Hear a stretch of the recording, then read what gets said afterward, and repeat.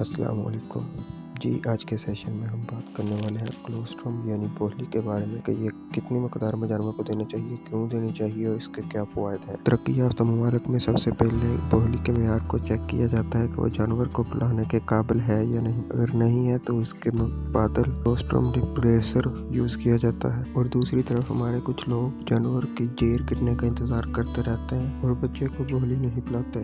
بولی جانور کا پہلا حفاظتی ٹیکہ ہے، اسے بچے کی پیدائش کے فوراً بعد آدھے گھنٹے کے اندر پلائیں اور جیر گرنے کا انتظار نہ کریں۔ اس کی مختلف وجوہات ہو سکتی ہیں۔ دیکھا گیا ہے کہ جن بچوں کو پیدائش کے فوراً بعد بولی پلائی گئی ہے ان کی ڈائریا، نمونیا جیسی بیماریوں کے خلاف قوت مدافعت کافی تیز رہی ہے۔ قدرت نے بہت سے اجزاء بولی میں دودھ کے مقابلے میں کئی گنا زیادہ رکھے ہیں، جو کہ آپ اس تصویر میں دیکھ سکتے ہیں۔ بولی سے مکمل اور صحیح طرح سے فائدہ اٹھانے کے لیے آپ 3Q یاد رکھ سکتے ہیں۔ 3Q کا مطلب کوانٹٹی، کوالٹی اور کوئکنس ہے۔ کوانٹٹی: بچے کی پہلی خوراک اس کو جسمانی وزن کے 10% پلائیں، یعنی اگر بچے کا وزن 30 کلو ہے تو اسے 3 کلو بولی پلائیں گے اور 24 گھنٹے میں اسے 2 سے 3 حصوں میں برابر تقسیم کر کے پلائیں۔ اور اب بات کرتے ہیں کوالٹی کی، تو جانور کے خوانے کو اچھی طرح سے صاف کر لیں۔ پہلی چند دانیں بچوں کے استعمال نہ کریں کیونکہ اس میں جراثیم ہو سکتے ہیں۔ جانور کو 60 دن کا خشک دورانیہ ضرور دیں، اس سے بولی اچھے معیار کی اور دودھ بھی زیادہ ہوگا۔ اور کوئکنس سے مراد جتنا جلدی ہو سکے جانور کی پیدائش کے بعد اسے بولی دیں،